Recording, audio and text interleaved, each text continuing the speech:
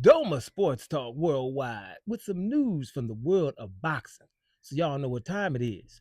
You ain't in a rush to get concussed. Now, let's talk legends, two future Hall of Famers for sure. Two future Hall of Famers. Two undisputed fighters, right? Been undisputed before. And I think when you're talking boxing, I think if you can make it to be undisputed in a division, even though there's 17 divisions, I think that's going to pretty much seal the deal when it comes to Hall of Fame.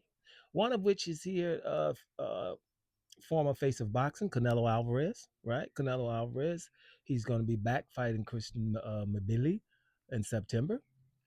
That's good news for the Canelo fans, right? Christian Mabili is a fighter that brings the heat. Put it like that. He brings the heat. You've seen that in his Martinez fight. He brings the heat, right? So it's going to be interesting to see if Canelo's counter punching and defensive prowess is going to be able to bring Canelo through a fight like that. Because most of the time, if Canelo's in a fight like that, he's going to be bigger. This guy, he has a work weight, Mabili. And so it's going to be an interesting fight. This is not a 80-20 fight. This Canelo's in. This is not a Amir Khan. This is not a Kirkland. This is not a Yildirim. This is not a Roy Fielding or something like that. Not even Callum Smith. This is a little bit even better than Callum Smith. This is I put him up there with like a Caleb Plant with a little bit more punch power, or Billy Joe Saunders with a little bit more punch and power. Because I'm not gonna act like Billy Joe Saunders wasn't nothing. That's not true. With a little more punch and power. Someone who we thought would give Canelo issues, but Billy would give Canelo some kind of issues. So you're looking at that, right? That's an issue. Now, uh, your boy Dimitri Bivol. Dimitri Bivol is definitely a Hall of Famer. Dimitri Bivol is one of the best fighters we got going right now, especially when you're looking at his technical prowess. He's very technical, and he's done a lot. He's fought a lot of fighters. When he beat Canelo, for example, easily, he beat Canelo in third gear, right? Because he didn't want to take any stupid risk and making it close for Canelo. I think if they fight again, it might be an issue. But he just did what he had to do to beat Canelo easily, right?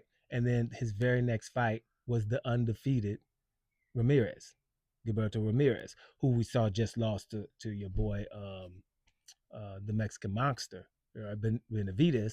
But at that point, he was still undefeated. So, he did a good job in taking him out, right? Your boy Bivol, to show that he was able to fight Canelo, then go straight from a different type of thing, a taller fighter with a more work rate directly after that, and among other things. Bivol has fought a lot of guys, beat them all, even the great Beterbiev. Both of those fights were totally close, and they split them. And if you can split with Beterbiev, ain't nobody else split with Beterbiev. Let's just make that clear. So, the guy he's all that, right? Dimitri Bivol. So Dimitri Bivol had to take off. He had a lot of injuries. He's coming back soon, fighting a guy named Eifert. And then if he gets past that, which he probably should, if the guy's from planet Earth, Bivol is, going to be the favorite here. And if he gets past him, then Bivol is talking more Benavides. Uh, but Canelo has been saying, well, if Canelo could fight Benavides, not Benavides, we know he ain't gonna fight Benavides, but if he can fight Bivol again, he said he would. If he went up to 175 pounds again, then he would fight Bivol. That's what he would do, right? Um, and then this time, for the first time, he said, well, if Bivol wants to come down to 168. Now, for those of us who remember what happened, Canelo went up to 175, beat Sergey Kovalev, went up to 175, tried to fight Dmitry Bivol, thinking it was going to be the easier, easy. Got beat up. But he was able to use the excuse that he's a little bit smaller than him. So Bivol, what did Bivol say? Look, let's go down to 168 and fight for your undisputed title. I'll come straight down to 168 because I'm not a big 175 pounder. Canelo didn't want to do that. And I can remember, for those who were around, was checking Doma out at the time, way before, I was telling everybody He's not. Canelo is not gonna fight no Bivol at 168 pounds. Never, because that would take the excuse away. And he know he's gonna get beat even at 168 pounds. And Canelo knows that Bivol is not a big 175 pounder, and he wasn't trying to give no legacy to somebody else because that would have made Bivol a two-division undisputed guy because he would have been undisputed at 168, and then we went back up here, fight Better BF, probably lost the first one, but they had a rematch clause, win the second one, it would have been two division undisputed, which would have helped his legacy. Canelo wasn't going to let that happen. Canelo didn't want to fight him at 168. Here's the deal: when Canelo says now that he can come down to 168 or 175, it's different.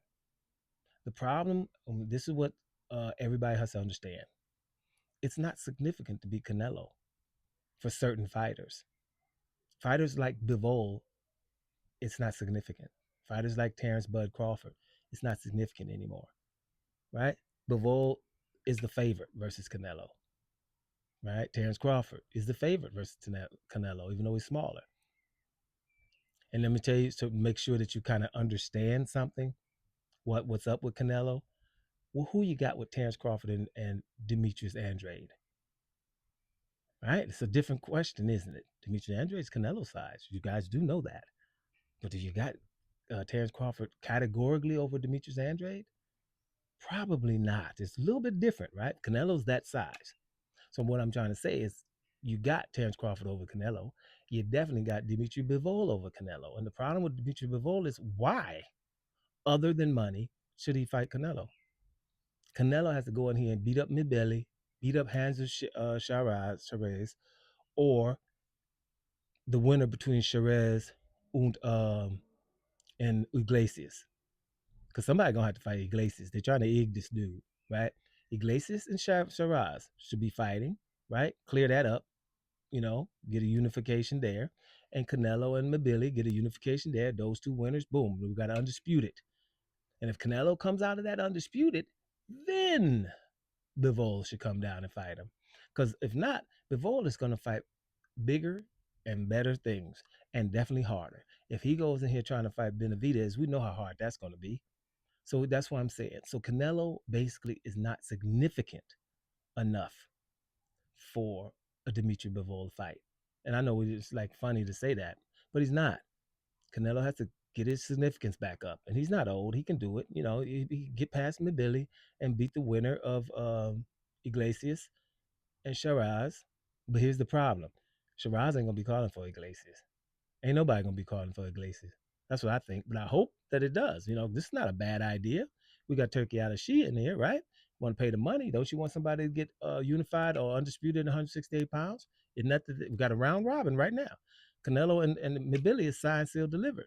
Shiraz didn't even break a sweat in his fight against your boy. Oh my goodness, Bevic, or what his name was. Boy, that for a championship fight, by the way. So he took, that was almost a night off for Shiraz. So and Iglesias is always ready over there. So let's see what's up. Shiraz got somebody tall that can fight him. Shiraz has a little bit more puncher power. I think Iglesias, Cuban, a little bit more technical. Great fight. And Canelo and Mabili is already a great fight. So two great fights at 168. Somebody comes out undisputed. That person fights Dimitri Bivol. What you guys think? At the end of the day, I'm saying it again, so you can be a little pissed. Canelo is not significant enough to fight Dimitri Bivol. Not now. Doma Sports Talk. Worldwide. And I'm up out of here, y'all.